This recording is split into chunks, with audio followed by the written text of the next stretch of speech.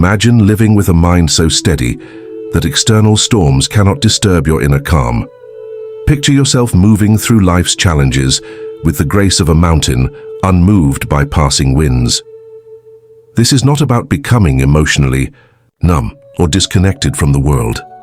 It's about cultivating an inner sanctuary that remains peaceful regardless of outer circumstances.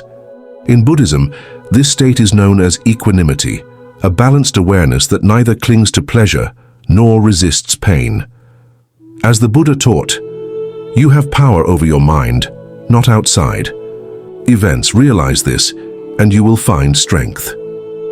Today, we explore 10 profound Buddhist lessons to help you develop an unshakable mind, one that remains centered and peaceful, no matter what life presents. 1. The nature of impermanence.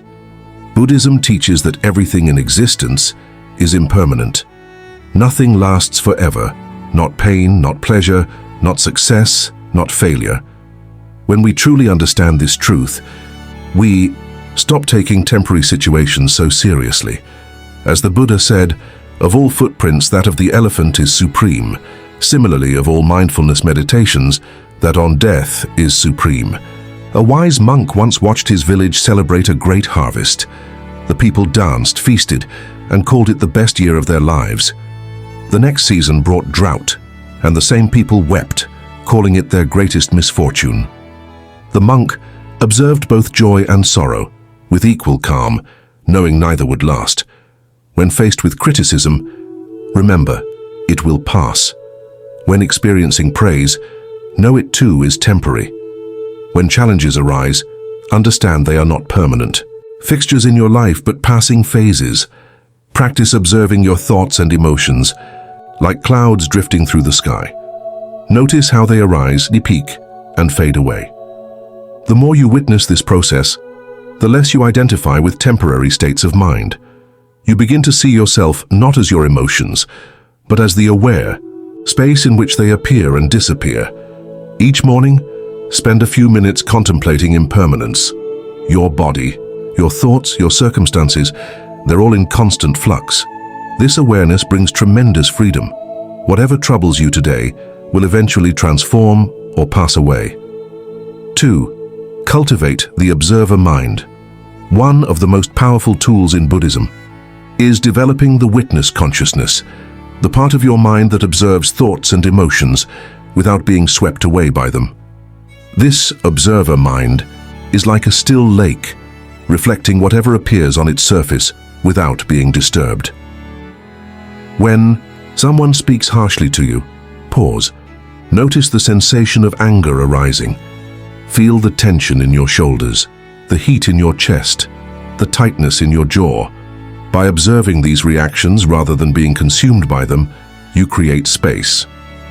A master once told his student, "When you can watch your anger like a bird flying across the sky, present, but not disturbing your peace, then you have found true freedom." Cultivate this observer mind through mindfulness meditation. Sit quietly and simply watch whatever arises, thoughts, sensations, sounds, emotions. Don't judge. Don't change. Anything, just notice, with gentle, curious attention. In daily life, activate the observer by asking, what is happening right now? What am I feeling? Where do I sense this in my body? This simple inquiry prevents you from being overwhelmed by reactive patterns. 3. Don't embrace identity. Buddhism teaches that suffering often comes from over-identifying with our thoughts and emotions. We say, "I am angry," instead of "anger is present." We declare, "I am a failure," instead of "I experienced a setback." This subtle shift in language reflects a profound shift in consciousness. You are not your thoughts. You are not your emotions. You are the aware presence that experiences them. As the Buddha taught, you are not your thoughts. You are the awareness behind your thoughts. A student once said, "Master, I'm so anxious about tomorrow's exam, I can't stop worrying." The teacher replied, "You are not anxious. Anxiety is visiting you. Don't become its host. Simply acknowledge its presence and let it pass through." When you catch yourself saying, "I am stressed," pause, rephrase, stress is being experienced. This creates psychological distance and prevents temporary emotions from defining your identity. Non-identification doesn't mean suppressing emotions. It means experiencing them fully, while remembering they are visitors, not permanent residents. 4. Practice loving kindness toward all experiences. Buddhism teaches metta, or loving kindness, as a way of relating to all experiences with compassion. This includes extending kindness not only to pleasant moments, but also to painful ones. When we fight against pain, we create additional suffering. When we embrace all experiences with loving awareness, we find peace even in difficulty. This doesn't mean becoming passive.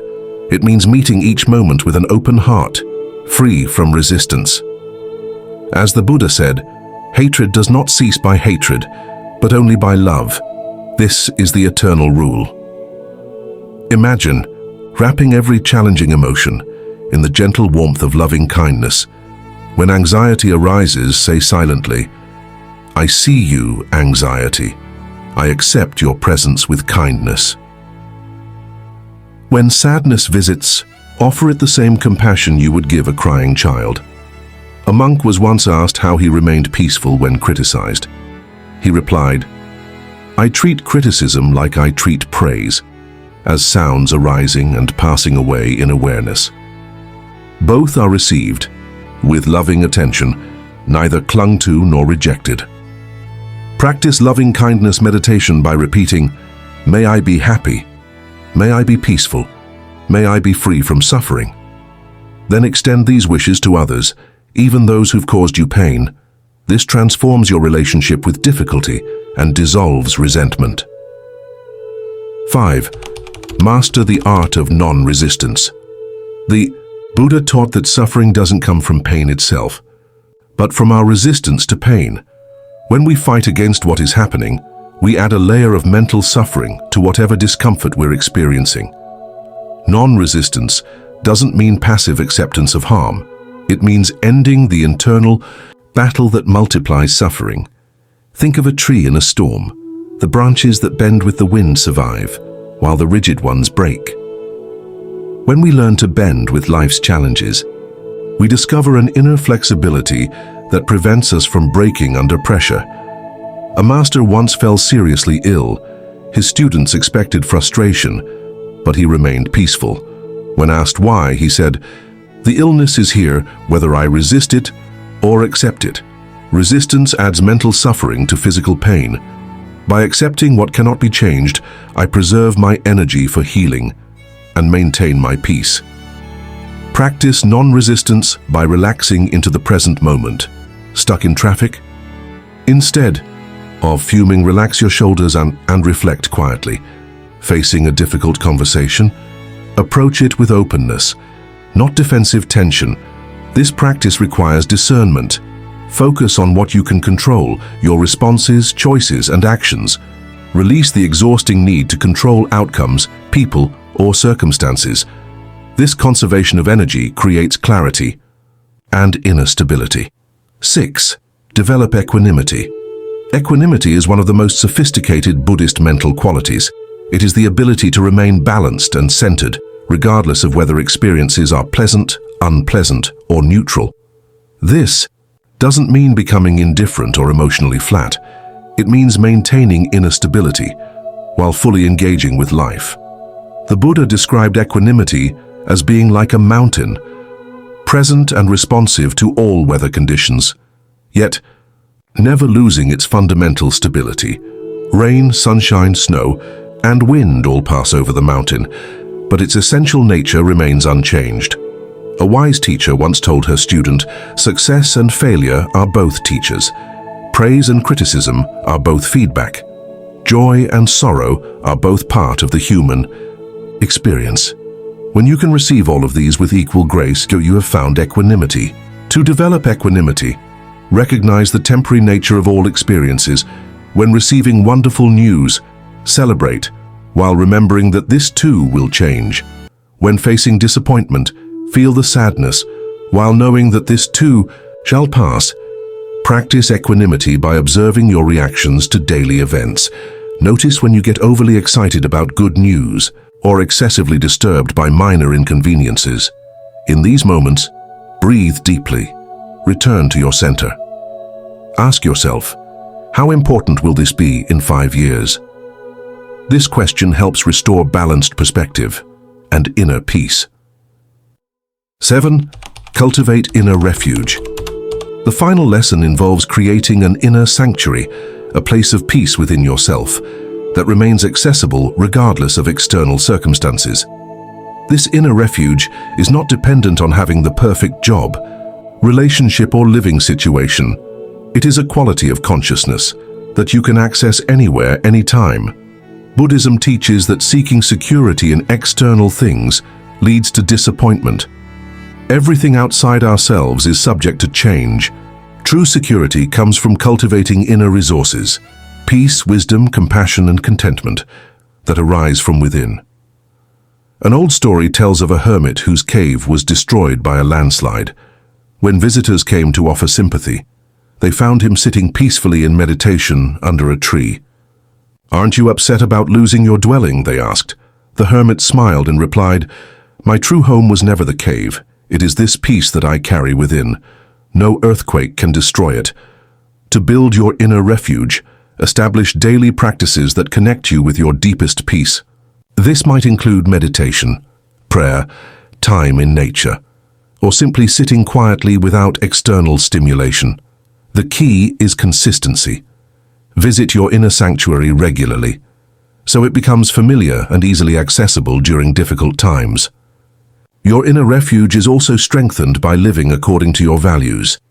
Practice kindness, maintain integrity. When your actions align with your conscience, you create inner harmony that no external circumstance can disturb. This alignment becomes a source of strength and self-respect that sustains you through any challenge. 8. Surrender the illusion of control. One of the deepest sources of anxiety is the belief that we must control everything: our future, other people's behavior, even our own emotions. But Buddhism teaches that control is an illusion. We can influence, but we cannot dictate. We can respond, but we cannot always prevent. Life is like the ocean. You cannot stop the waves, but you can learn to surf. A student once asked the Buddha, "How can I find peace when everything feels uncertain?" The Buddha replied, "Let go of the rope you're pulling. Peace comes not from holding tighter, but from releasing what was never yours to control." Practice surrender by noticing when your mind tightens around outcomes, when plans change, when people disappoint you, when emotions rise unexpectedly. Pause. Say gently to yourself, "I release the need to control. I choose to flow." This surrender is not weakness. It is wisdom. It is the strength to trust life's unfolding and meet each moment with grace. 9. Honor the present moment. The present moment is the only place where life truly happens. Yet we often live in the past or worry about the future. Buddhism teaches that awakening begins with presence. When we fully inhabit the now, we touch peace, clarity, and truth. A monk once said, "The past is memory. The future is imagination. Only the present is real." Practice presence by returning to your breath. Feel your feet on the ground. Listen to the sounds around you. Notice the sensations in your body. When your mind drifts, gently guide it back. Say silently, "I am here." This moment is enough. The present moment is your refuge. It is where healing begins. It is where peace lives. It is where your power resides. 10. Walk the path with compassion. The final lesson is not just about inner peace, but how you walk through the world. Buddhism teaches that compassion is the heart of wisdom. To be truly awake is to care. Compassion begins with yourself. Speak gently to your own pain.